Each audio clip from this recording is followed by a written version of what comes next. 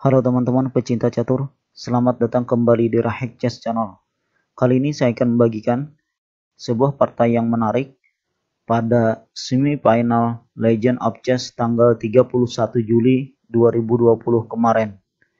Yang dari 10 peserta, ada 4 kandidat yang keluar sebagai semifinalis, yaitu Magnus Carlsen dengan poin terbanyak, disusul Ian Nepomniachtchi, Anish Giri, dan yang terakhir Peter Spadler. Dan di sini kita ambil partainya Magnus Carlsen dengan Peter Spadler pada game yang pertama. Yang di sini Carlsen memegang hitam dan Peter Spadler memegang putih. Ya, di sini Peter mulai dengan C4, English opening, dibalas Carlsen dengan kuda F6. Kuda C3, E5, G3, perkembangan yang biasa terjadi dalam pembukaan Inggris. Gajah B4 mengancam kuda, Peter E4. Gajah kali C3 menghilangkan penjagaan pion E4 dan untuk membuat penumpukan pion di satu lajur dengan jawaban Peter selanjutnya yaitu pion B makan gajah. Di sini Carlsen tidak mau mengambil risiko dengan makan pion gratis E4 dan lebih memilih rokade. Merasa keamanan pion E4 sekarang terancam, Peter F3 menjaga pion E4. Benteng E8, D4 menantang pion pusat. Tapi Carlsen D6 memperkuat penjagaan pion. Gajah D3, kuda C6 mengancam pion D4 dua kali. Kuda E2 melindungi pion. B6 membuka keaktifan gajah. G4 bermaksud ke G5 mengancam kuda.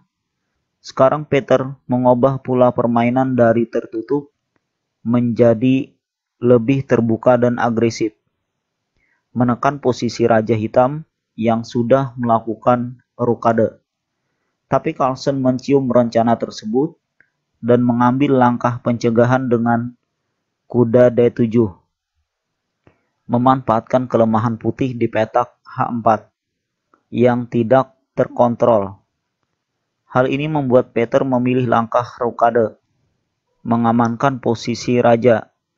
Lalu gajah A6 menekan pion C4, kuda G3 membuka petak untuk menteri untuk penjagaan lebih terhadap pion C4 jika hitam kuda A5.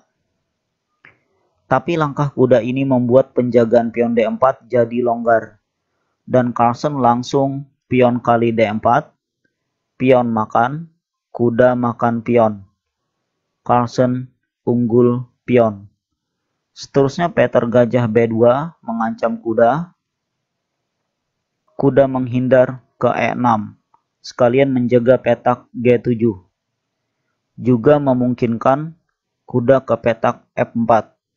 Menghindari kemungkinan tersebut, Peter F4 sekaligus berencana meneruskan pionnya ke petak F5 untuk mengancam kuda. Tapi Carlsen G5 benar-benar langkah yang berani dan jitu dari Carlsen. Berani karena membuka pengamanan raja, jitu karena apabila Peter melewati pionnya Carlsen dengan pion ke F5, kuda bisa ke F4, mengancam gajah yang menjaga pion C4. Dan di sini Peter menjawabnya dengan pion kali G5, menteri makan, benteng F5, ster, menteri E3, skak, raja H1, kuda E5, mengancam gajah dua kali, gajah mundur ke E2, gajah B7, mengancam pion E4, menteri C2 berusaha mempertahankan pion tersebut, Carlsen kuda C5, menambah ancaman untuk pion E4. Sekarang tidak ada perwira yang bisa memberi bantuan untuk mempertahankan pion tersebut. Jadi Peter terpaksa mengambil cara lain dengan gajah C1, ster, tapi Carlsen gajah kali E4, skak, ster, kuda makan, menteri makan, skak, dan kembali mengancam menteri. Menteri terpaksa makan menteri, kuda makan. Sekarang Carlsen unggul 2 pion. Seterusnya Peter gajah B2 mengancam kuda. Carlsen membiarkannya dan memilih benteng E6, berencana mendouble bentengnya. Peter benteng A ke F1 mengancam pion F7 2 kali. Carlsen tidak mau kalah dengan benteng A ke E8, juga mendouble bentengnya. Ya, mungkin kalau kita lihat sekilas di papan, Peter punya kesempatan misalnya dengan gajah makan kuda, benteng makan, lalu putih benteng kali F7.